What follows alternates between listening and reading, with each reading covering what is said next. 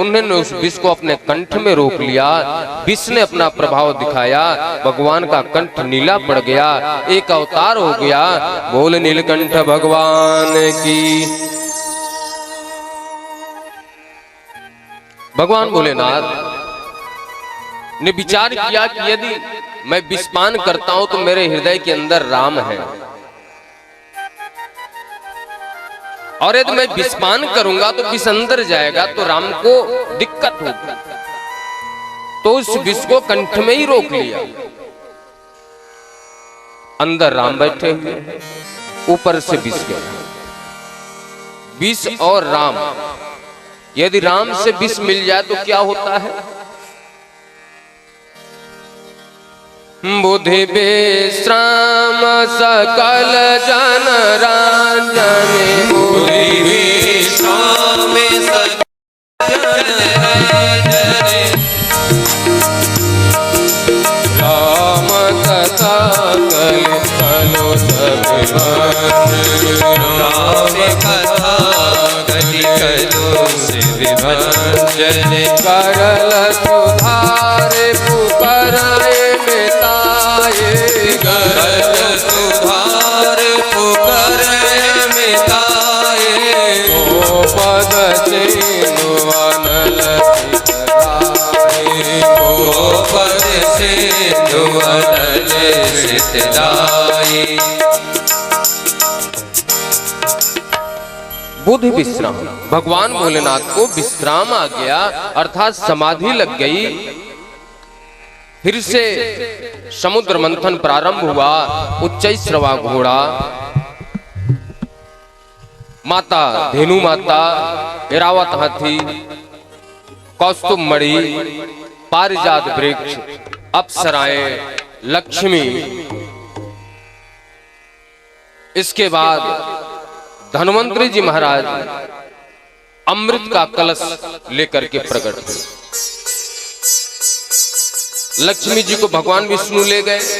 पारिजात वृक्ष इंद्र की सभा में चला गया, अप्सराएं इंद्र की सभा में चली गई। कौस्तुभ मणि भगवान विष्णु ले गए।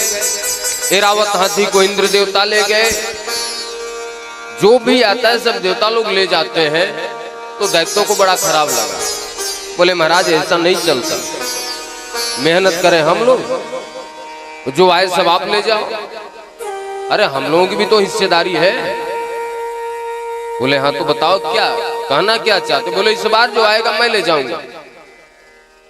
हाँ ठीक है, मंजूर है। अब जैसे धन्वंतरी जी महाराज अमृत का कलश लेकर के निकले, दैत्यों ने छुड़ा करके भागा। सारे देवता फिर भगवान के पास पहुंचे। प्रभु, हाथ में आया हुआ अमृत चला गया। बोले ज्यादा लालच करोगे तो यही होगा। अरे महाराज वो सब पी करके अमर हो जाएंगे। बोले तुम मेरी शरण में आ गए हो ना, अब तुम्हारा रक्षा करना मेरा कर्तव्य है। चलो मैं आता हूं। भगवान गोविंद ने विश्व मोहिनी रूप धारण किया।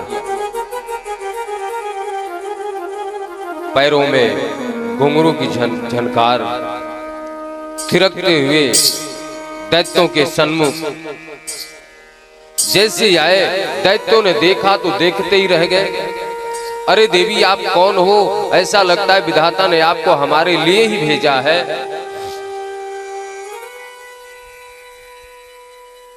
विश्व मोहिनी रूपा प्रभु ने समझाया, विश्व मोहिनी ने समझाई कि देखो आप लोग दैत्य वंश के विद्वान राक्षस राज हैं। आप लोगों को शोभा नहीं देता किसी स्त्री के आसक्ति में पड़े, और विद्वानों के शोभा नहीं देता कि किसी स्त्री को देखते रहे उसके पीछे चल दे। जो स्त्री स्वेच्छाचारिणी होती है उसके आसक्ति में नहीं आना चाहिए। इसलिए मैं समझाती हूँ, आप अपना काम कीजिए, मैं अपना काम कर रही हूँ। लेकिन सुखदेव जी महाराज कहते हैं, साला वृकाणाम स्त्रीणाम च सवैरिणाम सुरत विषय। इसमें कहा गया कि उनके रूप को देख करके दैत्यों को अपने हाथ में रखा हुआ अमृत भी नहीं दिखाई दे रहा है, उस स्त्री के रूप को ही देख रहे हैं बार बार और सोच रहे हैं किसी प्रकार यह हमारे साथ हो जाए।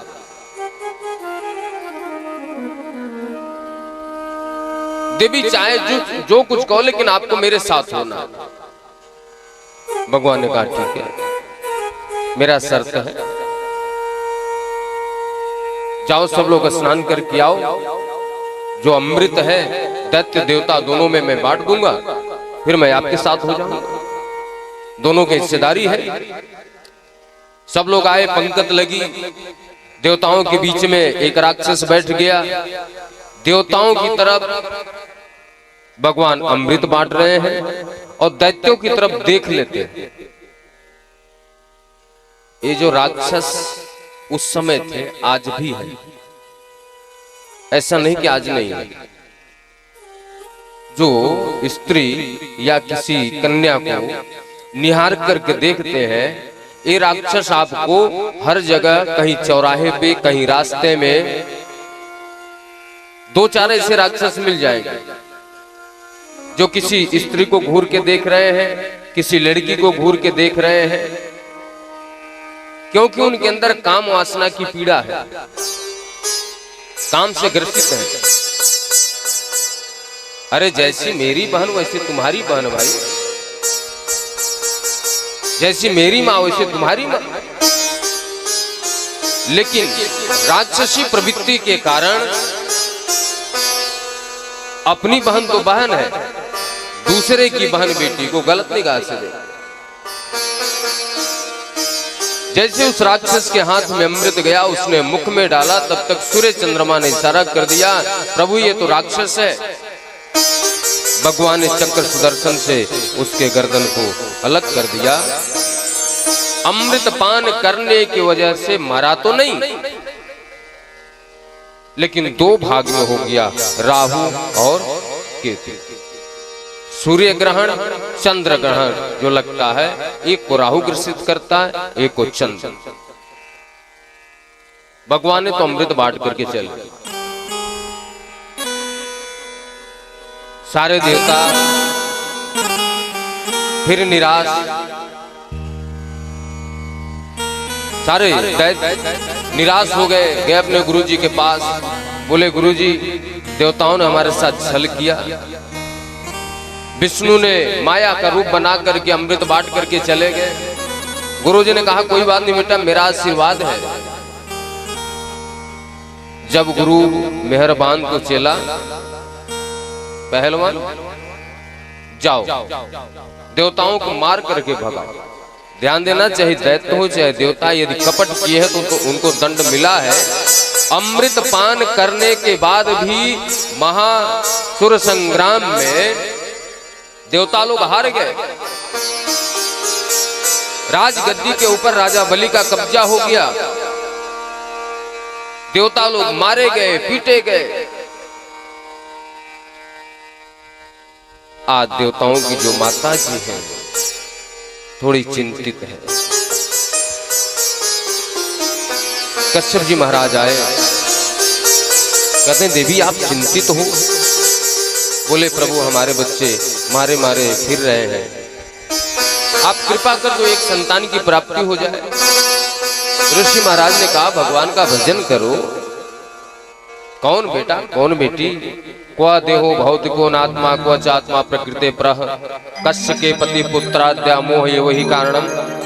क्यों मोह माया में बजना चाहते हैं? बोले मैं इसलिए पुत्र नहीं मांग रही हूं कि पुत्र मेरी सेवा करे, बल्कि इसलिए कि वह पुत्र राक्षसों से राजगद्दी लेकर के देवताओं को दे दे। ऋषि महाराज ने व्रत बताया, पयोव्रत। श्रावण मास में भगवान पामन जी उस व्रत के फलस्वरूप प्रकट हुए। भाद्र मास